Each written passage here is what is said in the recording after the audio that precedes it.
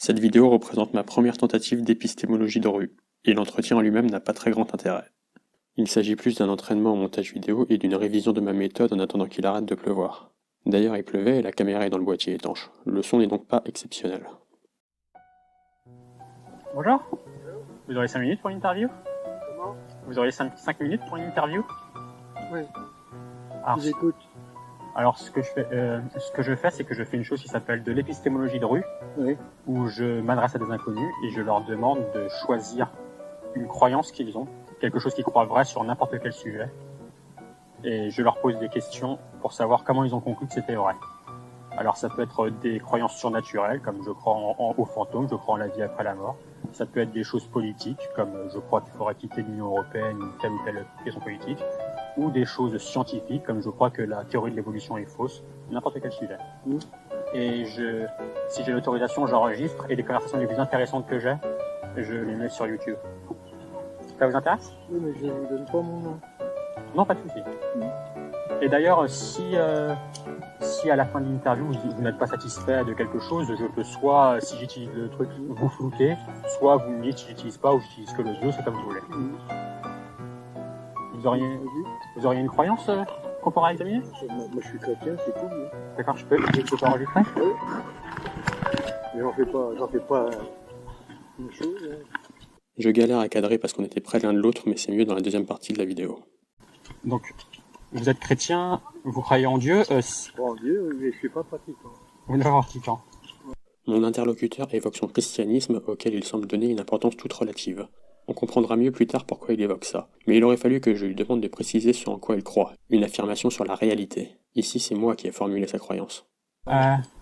Si on devait mettre, j'arrive pas à écrire à cause de l'humidité, c'est pas grave. Si on devait mettre votre niveau de croyance sur une échelle de 0 à 100, ou 0%, ça serait, je suis pas sûr du tout, 0%, 70%. 70%. Placer un niveau de confiance est une des bases de l'épistémologie de rue, mais je vais sous-exploiter cet outil lors de cet entretien. C'est déjà pas mal. Quelle est la raison principale qui vous amène Il faut croire comme une chose. Hein, le début de la Terre, c'est quand même formé par quelque chose. Si on croit à rien, alors bon, il y en a qui croyaient à ci, à là, non. Bon, il y a une croyance, c'est tout, quoi. C'est comme ça, c'est ce qui vous permet quand même d'avoir une idée à peu près correcte. D'accord, donc c'est juste une croyance, c'est tout, juste parce qu'il faut avoir une croyance en quelque chose? Non, parce qu'il faut croire à quelque chose. Quand même. Est-ce que c'est important que cette explication de comment le monde existe soit vraie? Après, c'est les scientifiques qui ont trouvé le moyen. Maintenant, c'est vrai ou c'est pas vrai. Faut croire que c'est vrai quand même.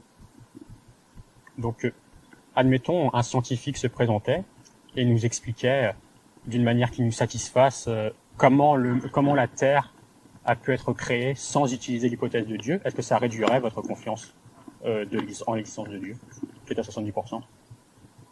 Non. Alors du coup, quelle est la raison principale pour laquelle c'est à 70%?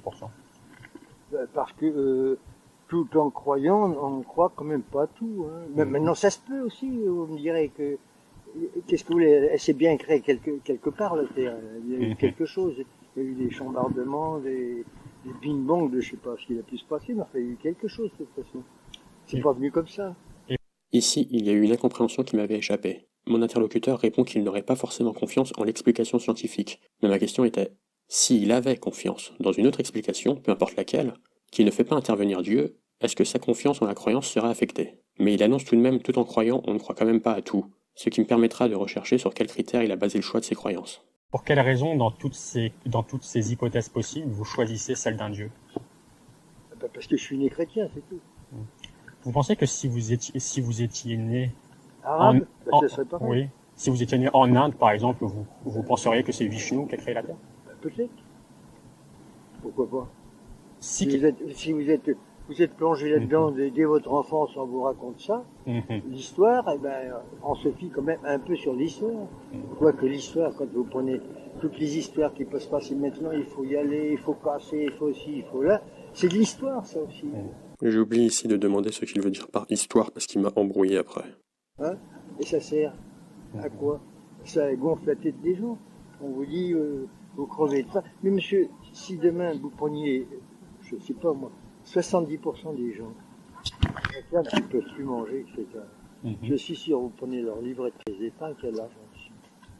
Les gens, ils veulent avoir toujours quelque chose qu'ils n'ont pas. C'est un rêve, ça. C'est une utopie.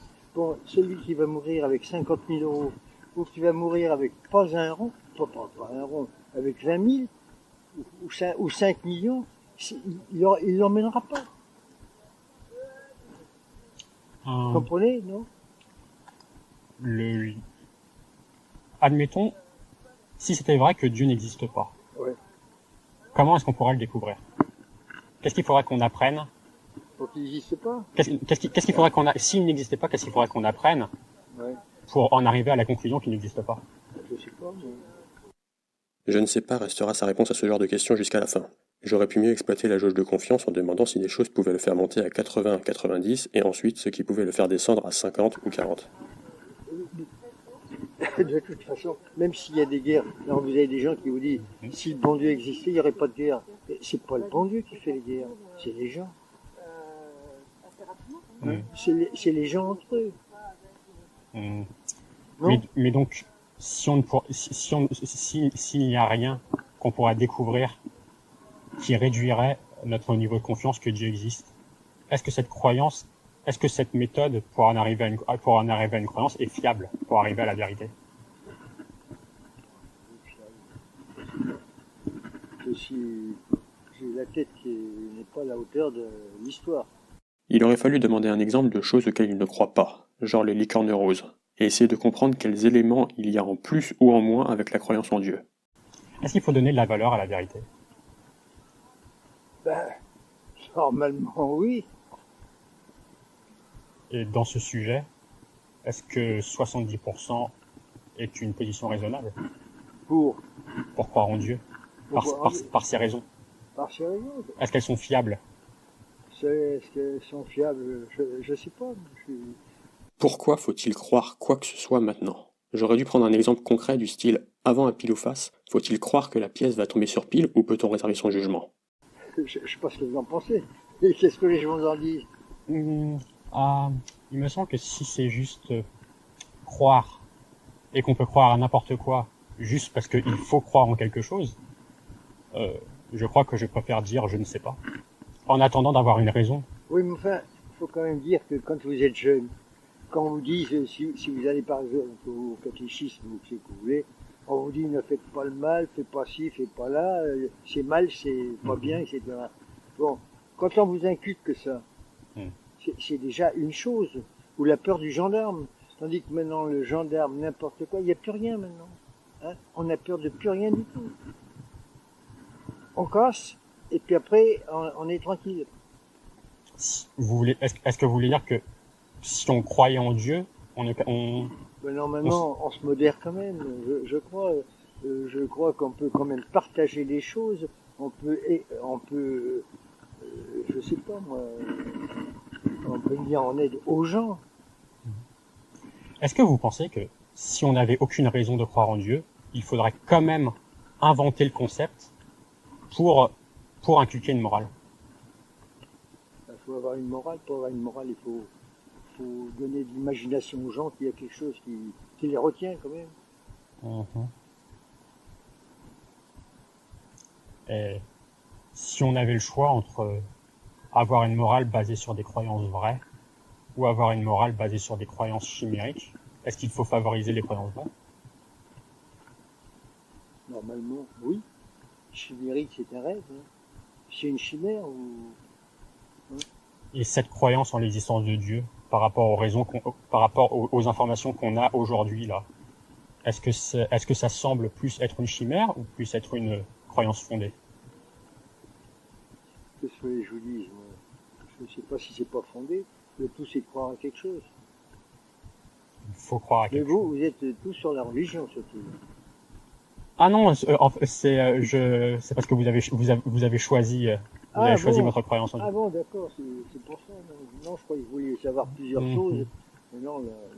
Ce que je souhaitais faire n'avait pas été clair au départ, sinon mon interlocuteur aurait sûrement préféré parler de questions sociales comme tout se perd ou les jeunes c'est plus ce que c'était. Le monsieur s'attendait à une interview traditionnelle où il allait donner son avis sur plein de sujets sans forcément le justifier. Et l'idée de Dieu est juste le truc de base, sans intérêt, qui vient en tête quand on prononce le mot croyance. Non, moi, vous savez, moi, j'ai juste un brevet manuel. Alors, je n'ai pas fait les autres études. Alors, malgré tout, et puis j'ai 90 ans, hein. Je sais pas d'hier. Est-ce que cette croyance en l'existence de Dieu est justifiée? Justifié, je peux pas vous le dire. C'est justifié. Ça fait toujours pas de mal de croire qu'il faut pas faire le mal. Si c'était faux, est-ce que vous voudriez le savoir ou est-ce que vous préfériez continuer, même si c'était faux, à croire?